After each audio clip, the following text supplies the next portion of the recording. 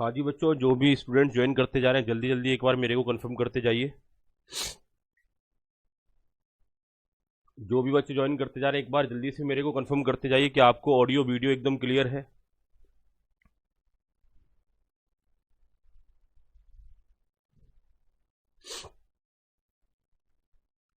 जो भी students join कर रहे हैं मेरे को एक बार जल्दी से कंफर्म करें, क्या आपको ऑडियो वीडियो एकदम क्लियर है? Okay.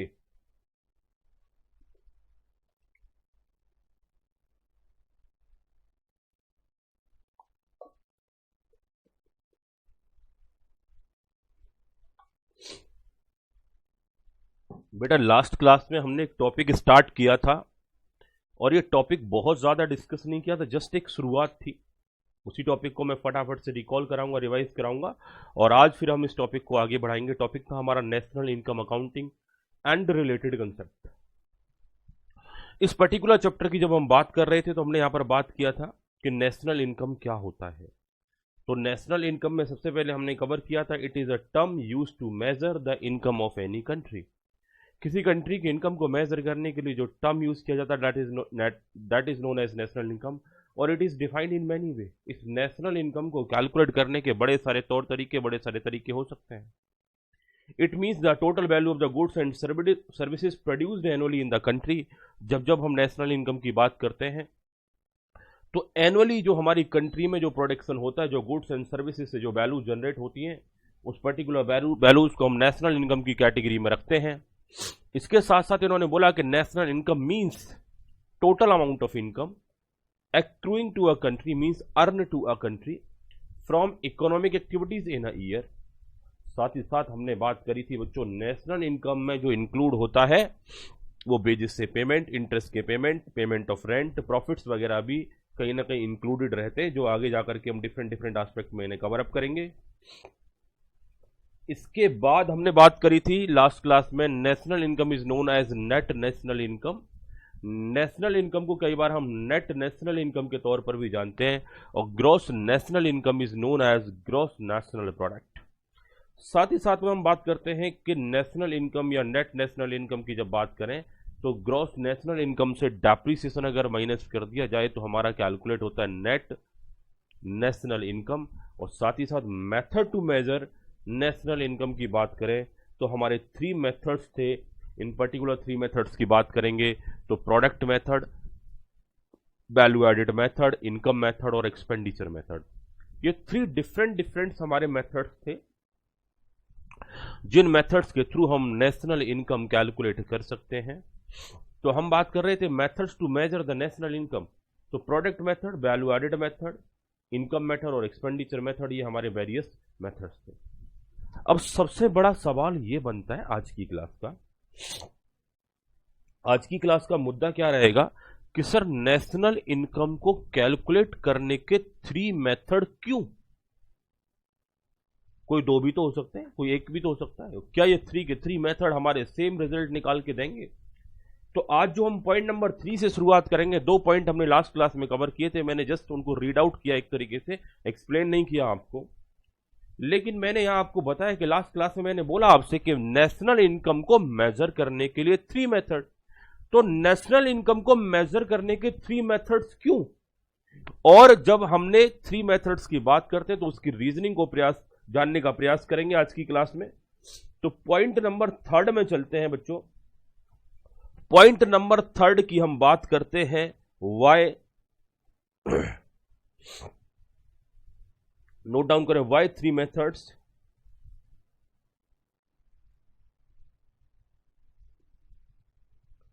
Three methods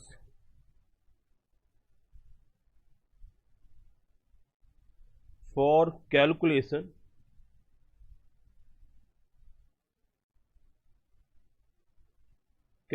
of national income.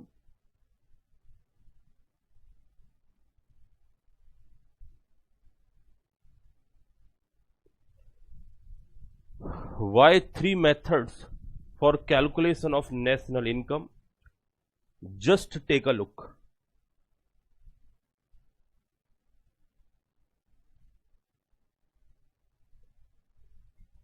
Why three methods for calculation of national income? Just take a look.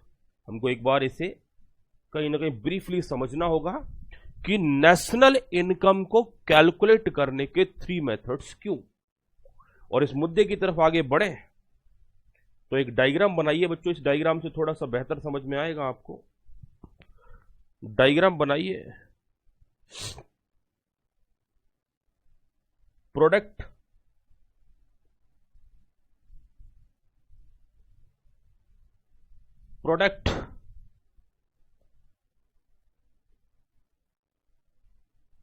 Take place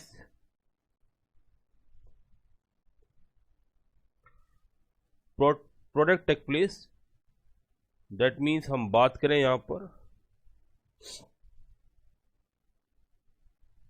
for goods and services. जब हम बात करते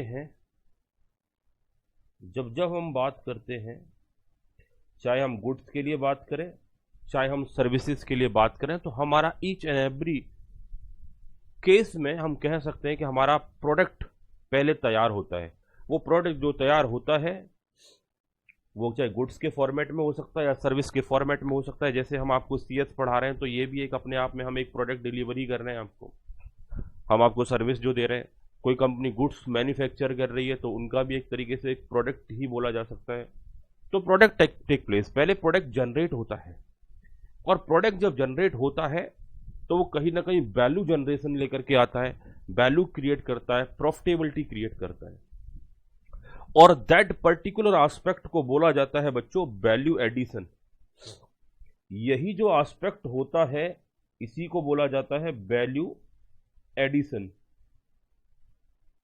जब भी कोई प्रोडक्ट अराइज होता है, जब भी कोई प्रोडक्ट तैयार होता है, चाहे वो गुड्स के रेफरेंस में हो, वो सर्विस के रेफरेंस में हो, वो वैल्यू एडिशन जरूर करता है। अब ये सर टेक्निकल वर्ड बोल दिया आपने, ये वैल्यू एडिशन, ये होता क्या है वैल्यू एडिशन, ये समझाइए।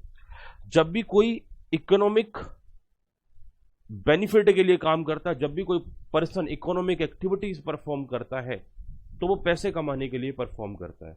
इकोनॉमिक एक्टिविटी जब परफॉर्म की जाती है तो पहले कुछ पैसा एक्सपेंस करना पड़ता है और उसके बाद हम विद प्रॉफिट कई बार चीजों को अर्न करते हैं। और जब एक्सपेंस करना पड़ता है तो वो कहां करना पड़ता है, वो फैक्टर्स ऑफ प्रोडक्शन पर एक्सपेंस करना पड़ता है।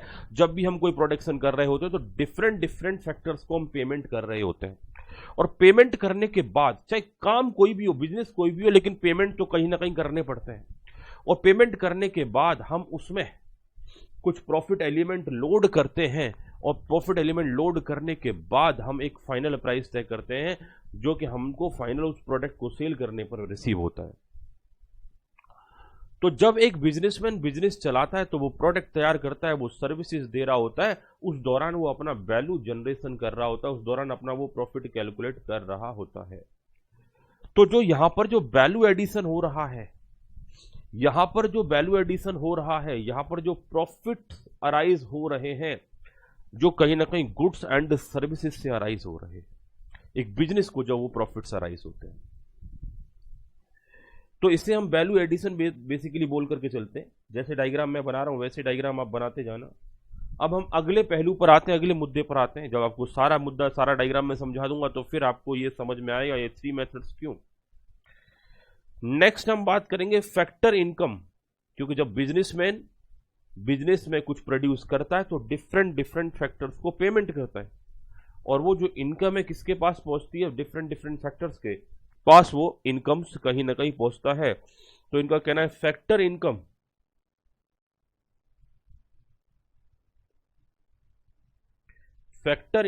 Paid to the factor of production, paid to the factor of production.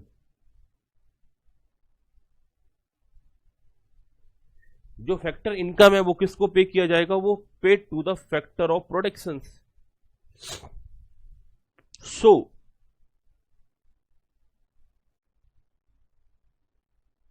so there is an income, so there is an income flow corresponding to output flow.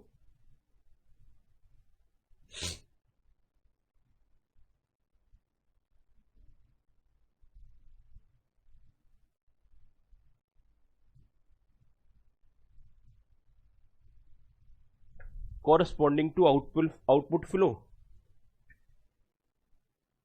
ये जो second concept है ये कहता है कि जब एक बिजनेस ने वैल्यू जनरेट किया, जब एक बिजनेस ने पैसा बनाया, तो सारे के सारे फैक्टर्स को पेमेंट किया। किसी ने मजदूरी की तो उसको वेजेस दिया गया, किसी ने बिल्डिंग किराए पर दी तो उसको किराया दिया गया, मालिक ने बिजनेस का रिस्क लिया तो उसे प्रॉफिट दिया गया। तो जो बिजनेस ने वैल्यू जनरेट की, वो वैल्यू एडिशन, वो सारे के सारे जो कहीं ना कहीं रिसोर्सेज थी बिजनेस की, उन रिसोर्सेज का पेमेंट किया गया डिफरेंट फैक्टर्स को। इवन दो ओनर्स को हमने प्रॉफिट पे किया, जिस पर्टिकुलर पर्सन ने हमारे लिए काम किया उसको सैलरी दिया, गवर्नमेंट को टैक्सेस दिए। तो जिस तरीके से हमारा बिजनेस वैल्यू जनरेट कर रहा था गुड्स एंड सर्विसेज से, वो सारा का सारा किसी न किसी पर्सन को पे किया गया।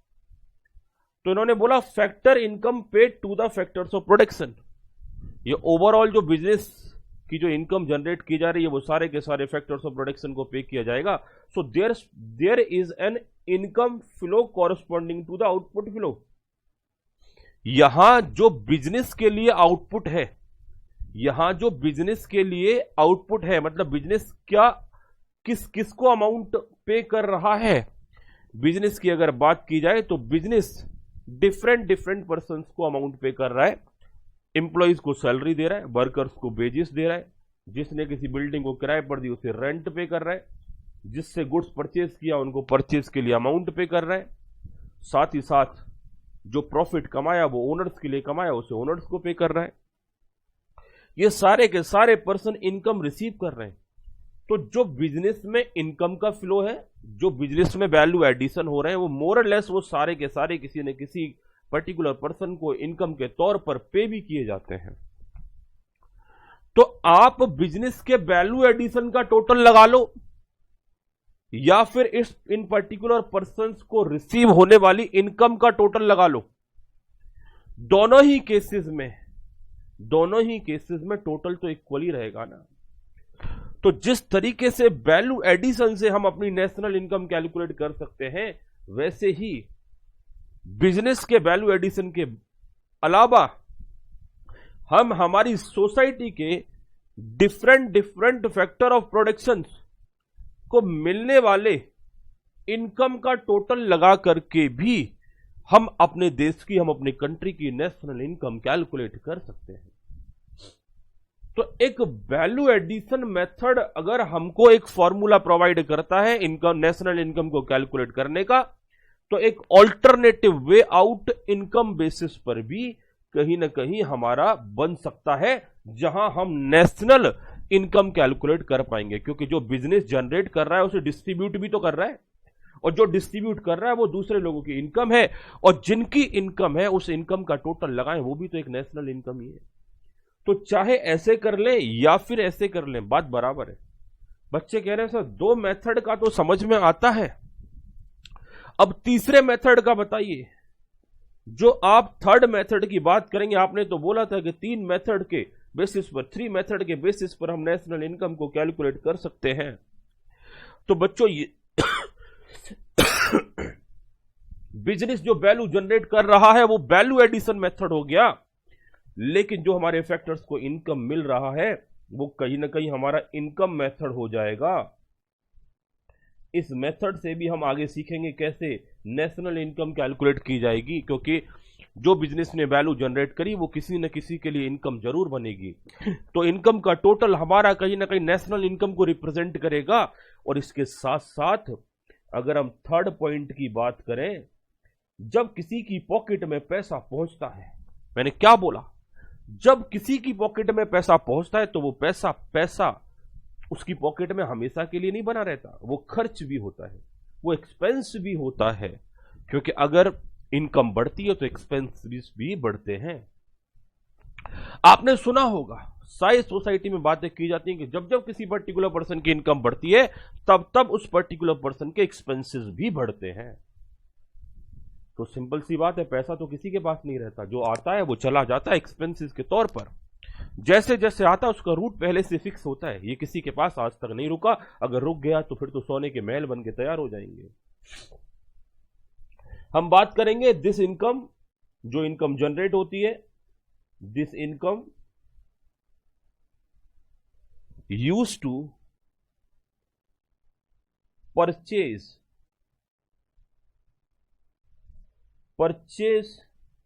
this income is used to purchase of goods and services. This income used to purchase of goods and services, or this is termed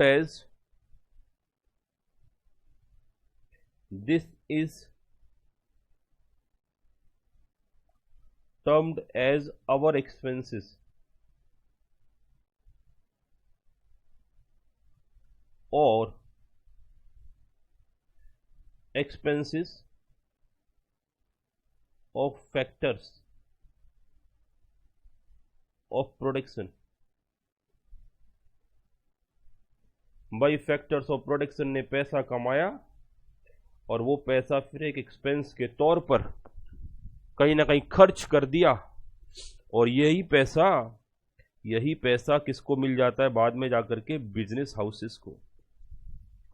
क्योंकि जो पैसा बिजनेस हाउसेस वैल्यू एडिशन के तौर पर जनरेट कर रहे हैं उसका टोटल भी आपका नेशनल इनकम, ये जो पैसा जब ये बिजनेस हाउसेस बांट रहे हैं इसका टोटल भी नेशनल इनकम, लेकिन इस मेथड का नाम होगा वैल्यू एडिशन।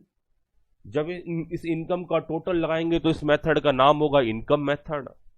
और थर्ड वन है, जब हम उस पैसे को खर्च करेंगे गुड्स एंड सर्विसेज पर, उस खर्च का टोटल लगाएंगे तो उसे बोला जाएगा बच्चों एक्सपेंसेस मेथड।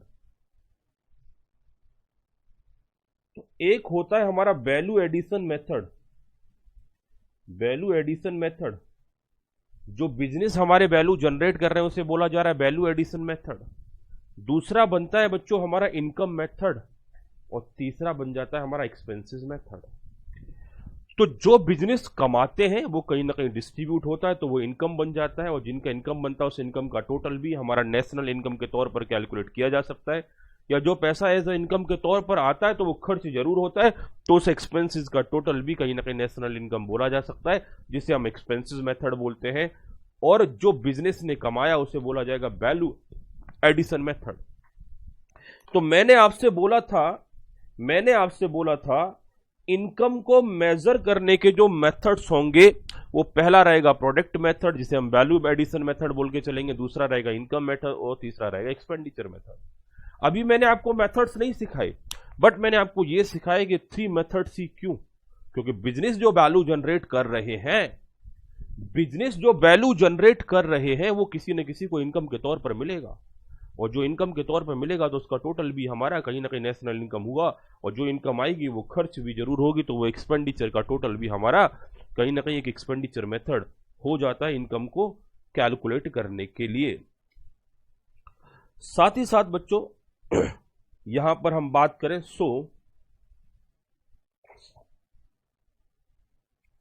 इसे सबसे लास्ट में नोट करते हैं, अदरवाइज थोड़ा सा कंफ्यूजन कर सकता है।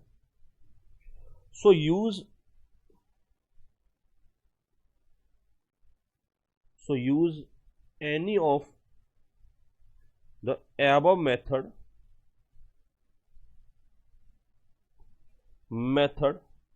but such use is depend upon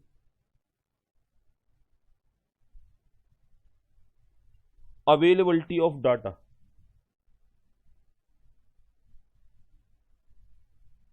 availability and reliability.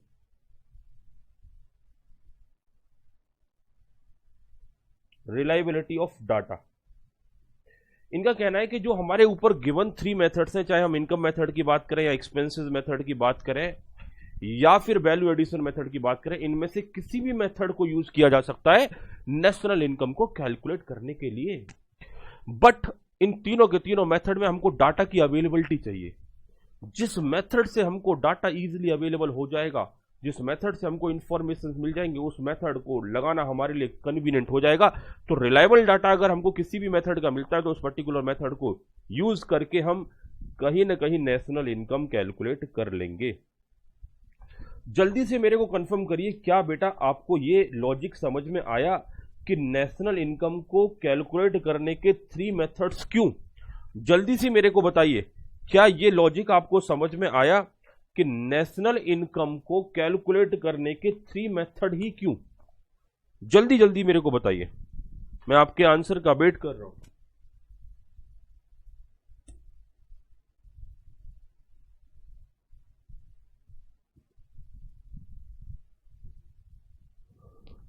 हाँ जी बच्चों, जल्दी जल्दी मेरे को बताइए, क्या आपको ये लॉजिक समझ में आया कि नेशनल इनकम को कैलकुलेट करने के 3 मेथड क्यों? बच्चे कह रहे हैं हाँ जी सर, समझ में आ रहा है।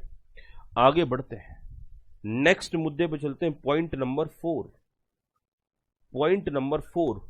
प्रोडक्ट मेथड और value added method. Point number 4, product method. अब हम पहले मेथड की बात करेंगे, प्रोडक्ट मेथड और वैल्यू एडिड मेथड।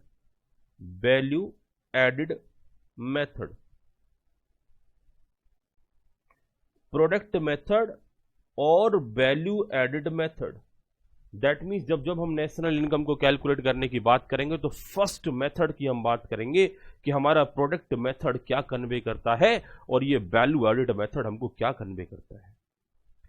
चलिए बच्चों स्टार्ट करते हैं। दिस मेथड, प्रोडक्ट मेथड की हम पहले डिस्कशन करेंगे, उसके बाद हम बाकी रेस्ट टॉपिक मेथड्स की बात करेंगे। दिस मेथड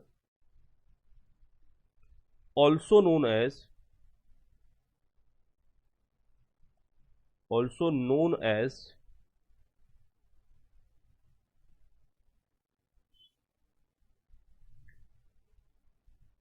इन्वेंट्री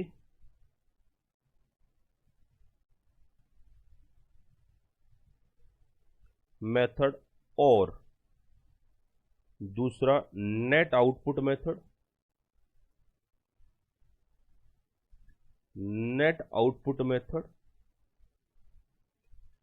तीसरा और इंडस्ट्रियल ओरिजिन मेथड, इंडस्ट्रियल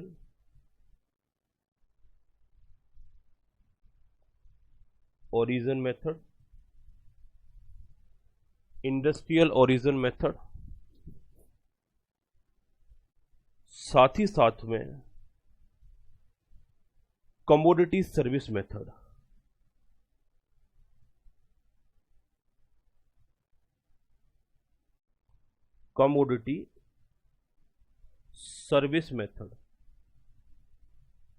हम नेशनल इनकम की बात कर रहे हैं। जब हम प्रोडक्ट मेथड की बात करते हैं या वैल्यू एडिशन मेथड की बात करते हैं तो इसे कई बार इन्वेंट्री मेथड के नाम से जाना जाता है, नेट आउटपुट मेथड के नाम से जाना जाता है, इंडस्ट्रियल ओरिजिन मेथड या कमोडिटी सर्विस मेथड के नाम से जाना जाता है। रीजन क्या है? क्योंकि कहीं ना कहीं ये बिजनेस मॉडल के ऊपर बेस्ड होता है। तो बिजनेस में जो इन्वेंट्री हमारा सेल होता है उससे हम प्रॉफिट अर्न करते हैं। तो इन्वेंट्री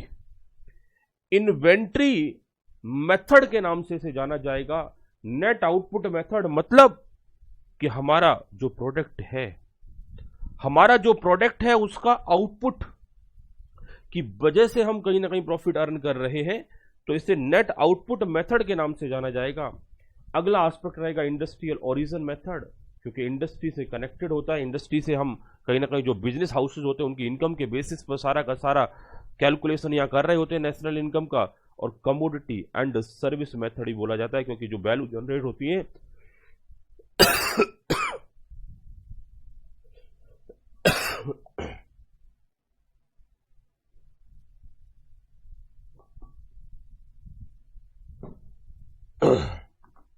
जो वैल्यू जनरेट होती है बच्चों, वो आपके प्रोडक्ट को सेल करके या कहीं ना कहीं कमोडिटी या कहीं सर्विसेज को रेंडर करके वो वैल्यू जनरेट की जाती है। तो यहां तक बच्चों हमने बात की प्रोडक्ट मेथड के बारे में, कैसे किस डिफरेंट डिफरेंट नेम से कॉल किया जाता है। एग्जाम के लिए इंपॉर्टेंट क्वेश्चन बन सकता है कि product method is known as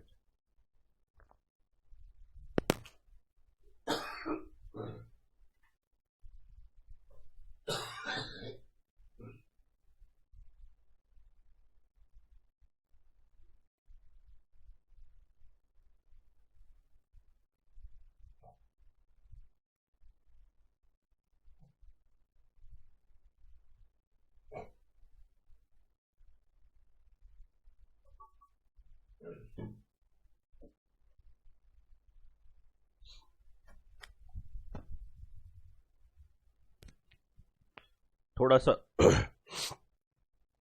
cold का समस्या ज्यादा चल रहा है आजकल बच्चों, तो ये जिद कर रहा है कि क्लास मत लो, लेकिन हमारी भी जिद है कि हम क्लास लेके रहेंगे। प्रोडक्ट मेथड और वैल्यू एडिशन मेथड की बच्चों में बात कर रहा था।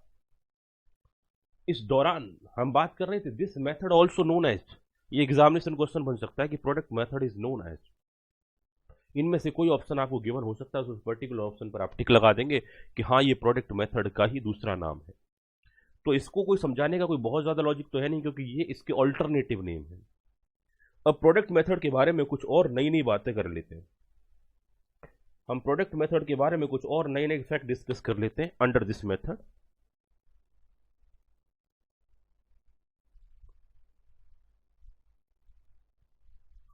अंडर दिस मेथड फटाफट फटाफट नोट करते जाइए। National income, national income,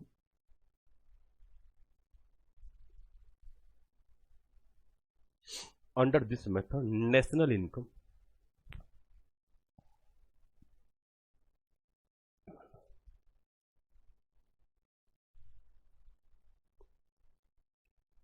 is the sum of value added. National income is the sum of value added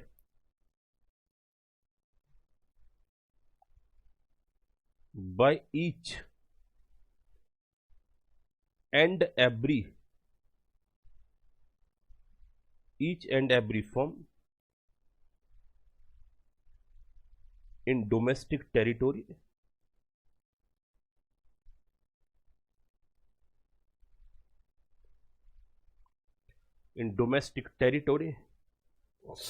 of the country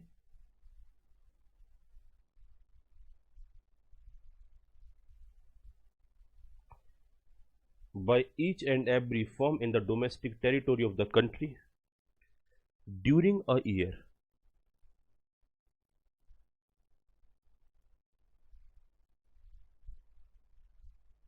during a year. इन्होंने बोला कि जो आपका प्रोडक्ट मेथड है, मतलब अंडर दिस मेथड हम प्रोडक्ट मेथड की बात कर रहे हैं या वैल्यू एडिड मेथड की बात कर रहे हैं, कि यहां जो नेशनल इनकम कैलकुलेट होता है वो सम टोटल होता है, sum of value added generated by each and every firm, मतलब जो भी आपकी बिजनेस यूनिट काम कर रही है उसके थ्रू जो ओवरऑल वैल्यू जनरेट किया गया इन डोमेस्टिक टेरिटोरी,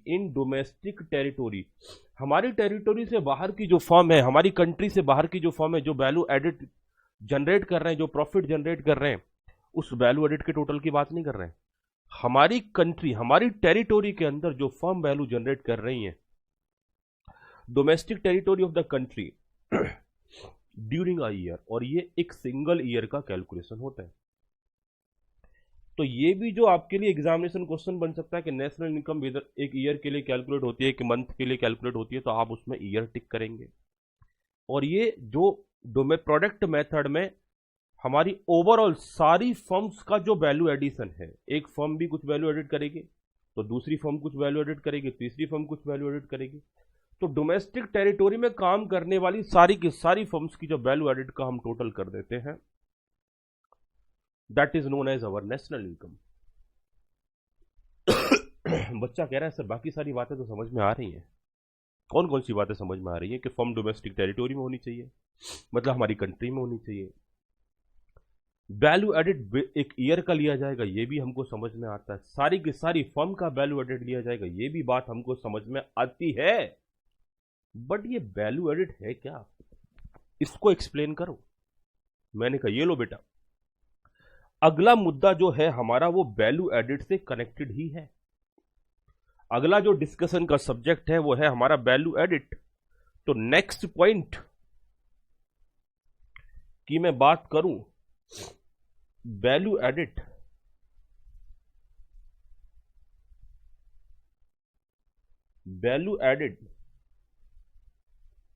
रेफर्स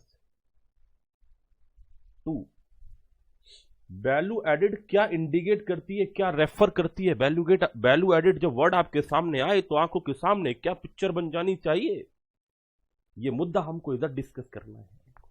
तो value added refers to, next point number 1, addition of value,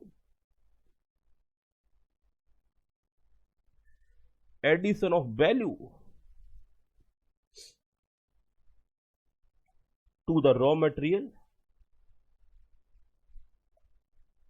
material,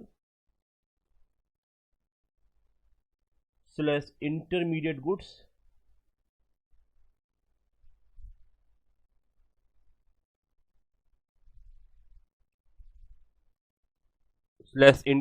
goods,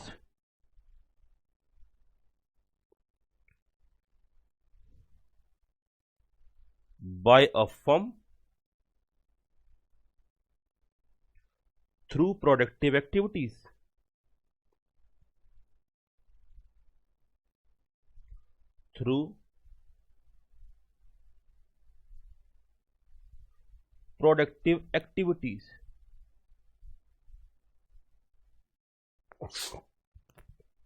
इन्होंने बोला, बच्चे कह रहे क्या बोला सर इन्होंने बोला वैल्यू एडिड की जब बात करेंगे तो addition of value to the raw material and intermediate goods by a firm through productive activities.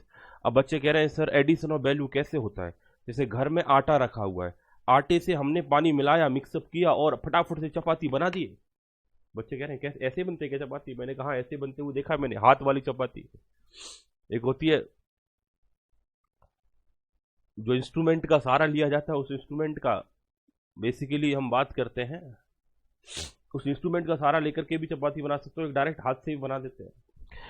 तो बच्चों एक आटे में पानी मिला करके अगर हमने डो तैयार किया और डो तैयार करने के बाद उससे चपाती बना दिया और उस चपाती को खा सकते हैं, एंजॉय कर सकते हैं, उसमें वैल्यू एडिशन हो गया। लेकिन प्योर आटा और पानी मिला करके थोड़ी ना खा सकते हैं, तो उसमें हमारे लिए वैल्यू एडिशन नहीं है। तो वैल्यू एडिशन कर देना किसी रॉ मटेरियल में, मतलब एक नया प्रोडक्ट तैयार कर देना किसी रॉ मटेरियल से, बट वो जो नया प्रोडक्ट है ना वो प्रोडक्टिव एक्टिविटी होनी चाहिए, थ्रू अ प्रोडक्टिव एक्टिविटी। अब ऐसा ना हो कि आटे में पानी भर के घोल बना दिया, वो किसी काम का नहीं रहा, तो वो कोई प्रोडक्टिव एक्टिविटी थोड़ी, अनप्रोडक्टिव एक्टिविटी, रॉ मटेरियल को वेस्ट कर रहे हैं हम, तो वेस्टेज वाला काम नहीं होना चाहिए। तो रॉ मटेरियल से कुछ नया प्रोडक्ट तैयार कर रहे हो, कई बार इंटरमीडिएट गुड्स को भी यूज करके आप नया प्रोडक्ट तैयार करते हैं। इंटरमीडिएट गुड्स की मैं बात करूं, जैसे कि आप मार्केट से ब्रेड परचेज करते हैं और उनकी सैंडविच बनाते हैं और उसको बना करके सेल करते हैं, बेस्ट सैंडविच बनाते हैं, उसमें टमाटर खीरे वगैरह सेट करके उसको बना करके सेल करने का काम कर रहे हैं। तो मार्केट से इंटरमीडिएट गुड्स परचेज कर रहे हैं और उसको यूज कर रहे हैं, देन आफ्टर एक फाइनल प्रोडक्ट बना करके सेल कर रहे हैं, तो भी आप कुछ ना कुछ वैल्यू एडिशन कर रहे हैं। तो addition of value to the raw material और intermediate goods by a firm, ये हाउस होल्ड की बात नहीं की जा रही है। घर में चपाती बन रही है वो वैल्यू एडिशन में नहीं आएंगी, लेकिन वही चपाती होटल में बन रही है तो वैल्यू एडिशन में आएंगी, क्योंकि वो एक फर्म के थ्रू हो रहा है, एक प्रोडक्टिव एक्टिविटी हो रही है। घर में बेस्ट सैंडविच बन रहा है तो वो वैल्यू एडिशन में नहीं आएगा, लेकिन वही बेस्ट सैंडविच बनता है एक बिजनेस एंटिटी में सेल करने के पॉइंट ऑफ व्यू से, तो उसे हम वैल्यू एडिशन की कैटेगरी में रखेंगे। बात क्लियर? तो addition of value to the raw material और intermediate goods by a firm मतलब इंडिकेट करता है कि ये बिजनेस पर्पज से वैल्यू एडिशन होना चाहिए थ्रू प्रोडक्टिव एक्टिविटीज, वहां मटेरियल को वेस्ट नहीं करोगे। ये बात आपको समझ में आती है? बच्चे कह रहे हाँ जी सर समझ में आती है। वैल्यू एडिशन को और बेटर ढंग से क्लैरिफाई करेंगे कुछ सर्टेन से पॉइंट के थ्रू। Value addition is known as value addition is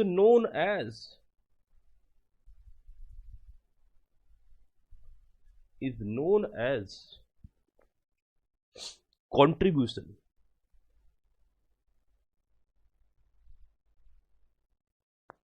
value addition को कई बार हम कंट्रीब्यूशन के नाम से भी जानते हैं। वैल्यू एडिशन को कई बार हम कंट्रीब्यूशन के नाम से भी जानते हैं। तो value addition is known as contribution of any firm to the current flow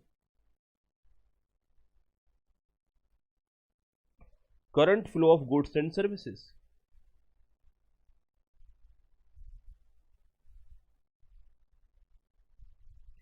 Value addition is known as contribution of any firm to the current flow of goods and services। ये भी कहीं ना कहीं वैल्यू एडिशन को further elaborate कर रहा है। हमने बोला था वैल्यू एडिशन है क्या? वैल्यू एडिशन है कि रॉ मटेरियल और इंटरमीडिएट गुड्स को यूज करके एक फर्म जब एक प्रोडक्ट तैयार करती है तो उसे वैल्यू एडिशन बोला जाता है। और जब सारी की सारी फर्म मिलकर के value addition is known as contribution of any firm, किसी भी फर्म का कंट्रीब्यूशन जो कि कहीं ना कहीं प्रॉफिट अर्न करने के पॉइंट ऑफ व्यू से काम कर रही है, contribution of any firm to the current flow of goods and services. जो हमारी गुड्स एंड सर्विसेज का करंट फ्लो है, ओवरऑल फ्लो है, उस फ्लो में जो भी कहीं ना कहीं कोई भी फर्म अगर कंट्रीब्यूट करती है तो उसे वैल्यू एडिशन की कैटेगरी में हम रखते चले जाएंगे। उसे वैल्यू एडिशन की कैटेगरी में हम शामिल करते हुए चले जाएंगे। अगले मुद्दे की बात करें, value addition is equal to क्योंकि वैल्यू एडिशन पर जितना चर्चा की जाए उतनी कम है। Value addition is equal to value of output. एक फर्म ने आउटपुट के तौर पर जो सर्विस दिया, value of output minus intermediate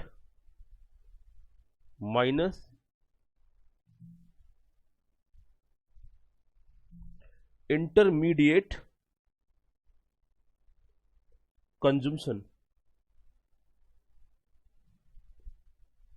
जब हम वैल्यू एडिट की बात करेंगे तो वैल्यू एडिशन जानने के लिए हमको टोटल आउटपुट में से इंटरमीडिएट कंजम्पशन हटाने पड़ेंगे। एग्जाम्पल के तौर पर अगर आप सैंडविच बना करके सेल कर रहे हो तो एक एंटिटी ने जो ब्रेड बना करके सेल करा वो नेशनल इनकम में दिखा दिया गया होगा। और अब आप ब्रेड के बीच में खीरे और टमाटर रख करके अगर उसे बेस्ट सैंडविच बना करके सेल करोगे तो उस दौरान जो आपकी ब्रेड की कॉस्ट है उसे आप अपनी आउटपुट की कॉस्ट में जरूर शामिल करोगे। तो इस तरीके से अगर दोनों एंटिटी के फाइनल आउटपुट को नेशनल इनकम का पार्ट बना दिया जाएगा तो यहां पर जो सेकंड एंटिटी थी उस पर्टिकुलर एंटिटी ने जो ब्रेड की कॉस्ट अपने यहां जो शामिल कर रखी है वो कहीं ना कहीं डबल कैलकुलेशन हो जाएगा। बच्चे कह रहे हैं सर क्लियर नहीं हुआ, जरा समझाइए। एक एंटिटी ए है, दूसरी एंटिटी बी है। ए एंटिटी का काम है यहां पर कुछ प्रोडक्ट यूज करे और एक 100 रुपीज का इसने ब्रेड का पैकेट तैयार किया। एज्यूम कर लेते, बच्चे कह रहे हैं 100 का कौन सा पैकेट आता है? मैंने कहा स्पेशल पैकेट है, 100 का ही आता है। एज्यूम करने में जाता क्या है? इन्होंने डिफरेंट रॉ मटेरियल या अदर सोर्सेज को यूज करके इन्होंने एक ब्रेड का पैकेट तैयार किया, वो 100 रुपीज का। अब यही जो पैकेट बी ने एक्वायर किया, बी एंटिटी ने, अब बी एंटिटी का देखो, अगर ये 100 रुपीज का ब्रेड का पैकेट किसी घर में भी जा सकता था, इसे कोई हाउस होल्ड भी यूज कर सकता था, यूज करते कंज्यूम कर लेते, कहानी खत्म। वो फर्दर सेल नहीं करते उसे। जब घर में जाता तो सेल नहीं होता, लेकिन ये घर नहीं गया, ये किसी दूसरे के बिजनेस हाउस में गया।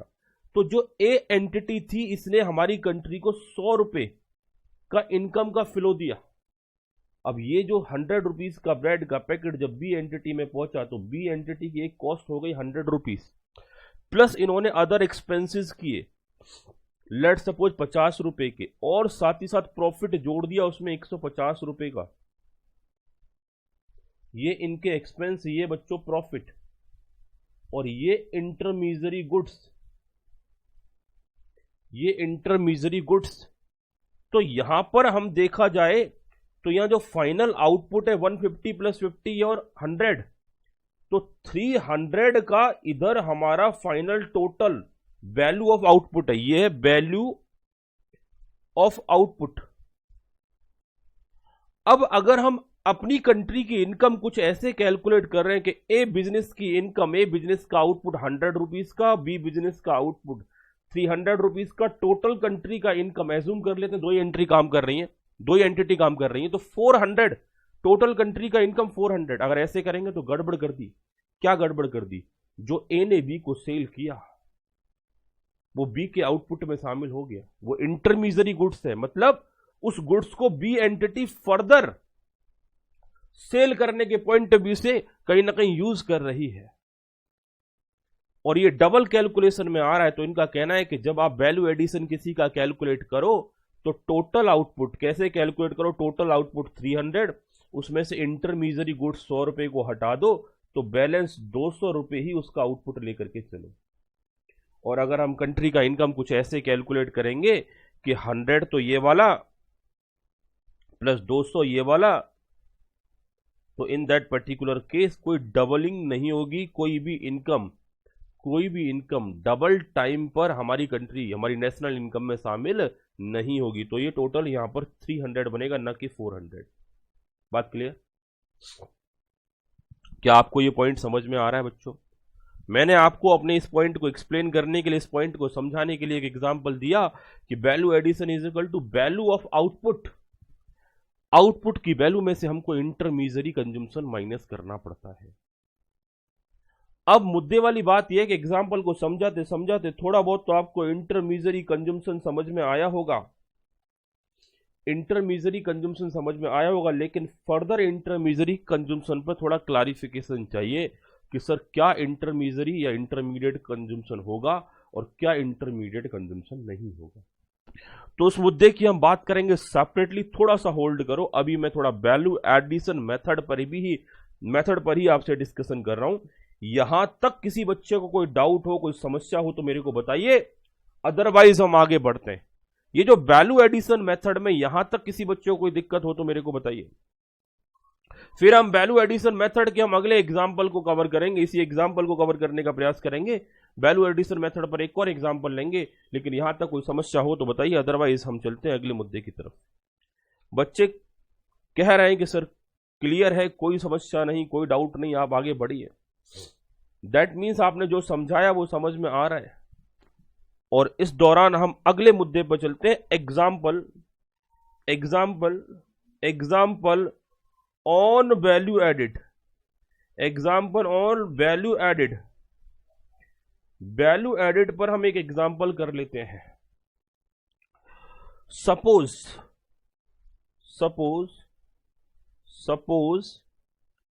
Teacher teach student, teaches student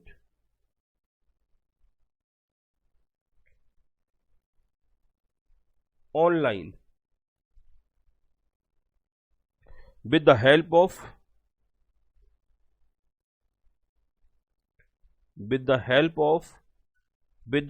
of teaching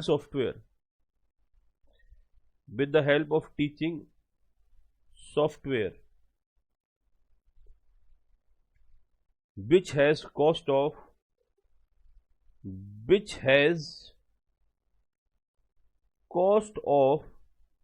rupees 5 lakh, per annum. Expenses on stationery, expenses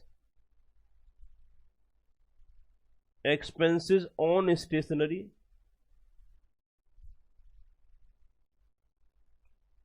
stationery etcetera ₹1,00,000 per annum. Next, fee received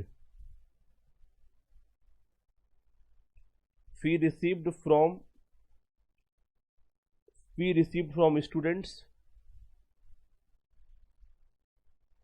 ₹10,00,000 per annum. Here value addition by teacher, जो ये teacher थे इन्होंने हमारी country की income में कितना value addition किया, अगर इसकी बात करें तो टीचर ने जो 1 ईयर के लिए पर एनम के लिए 5 लाख रुपए तो ऑनलाइन सॉफ्टवेयर के लिए पे कर दिए, क्योंकि इंटरमीडियरी सर्विसेज ले रहे हैं आप दूसरों से। अब वो ये ऑनलाइन सॉफ्टवेयर के लिए जो पे की ये भी किसी के इनकम में गए होंगे, तो इंटरमीडियरी सर्विसेज जो ले रहे हैं आप उनको हटाइए। साथ ही साथ में एक्सपेंसेस ऑन स्टेशनरी, ये भी आप कहीं ना कहीं, जब तक आपके पास स्टेशनरी नहीं होगा विद इन द ईयर, जो कंज्यूम होने वाला स्टेशनरी नहीं होगा, तब तक आप कैसे पढ़ाएंगे। मेरे पास पेन नहीं होगा तो मैं आपको कैसे पढ़ाऊंगा, पेपर नहीं होंगे तो कैसे पढ़ाऊंगा। फी रिसीव्ड किया बच्चों से 10 लाख रुपए, तो टीचर ने कितना कंट्री की इनकम में वैल्यू एडिशन दिया, तो 10 लाख रुपए में से हमने स्टेशनरी का कॉस्ट माइनस कर दिया और साथ ही साथ ऑनलाइन सॉफ्टवेयर का कॉस्ट माइनस कर दिया। तो इसे माइनस करने के बाद जो हमारा वैल्यू एडिड आया, तो value added solution, value added by teacher is equal to 10 lakh minus 6 lakh is equal to 4 lakh. 4 lakh रुपए का टीचर ने यहां पर क्या किया बच्चों, वैल्यू एडिशन किया। तो वैल्यू एडिड बाय टीचर हमारा कितना आया, 4 लाख रुपए, क्योंकि 6 लाख रुपए के तो खर्चे कर दिए ना, 1 लाख और 5 लाख और 1 लाख, 10 लाख का ओवरऑल इनफ्लो हुआ, उसमें से 4 लाख आपने खर्च कर दिए, तो आपके बिजनेस ने कितना वैल्यू एडिशन किया, इधर 4 लाख रुपीस का वैल्यू एडिशन किया। अगले मुद्दे की मैं बात कर रहा था आपसे, मैं इंटरमीडिएट गुड्स की मैं बात कर रहा था कि इंटरमीडिएट गुड्स किसे बोला जाता है। थोड़ा सा गला भी बच्चों प्रॉब्लम कर रहा है, आज मैं क्लास को इतना ही रखूंगा, बाकी नेक्स्ट कंसेप्ट जो इंटरमीडिएट गुड्स थे हम नेक्स्ट क्लास से ही स्टार्ट करेंगे। आज की क्लास में यहां तक किसी बच्चों को डाउट हो तो मेरे को बताइए, रेस्ट टॉपिक हम नेक्स्ट क्लास में डिस्कस करेंगे। जल्दी से मेरे को बताइए, कोई डाउट है तो उसे मेंशन करिए, अदरवाइज अभी के लिए बाय बाय, आप सभी को मिलते हैं नेक्स्ट क्लास।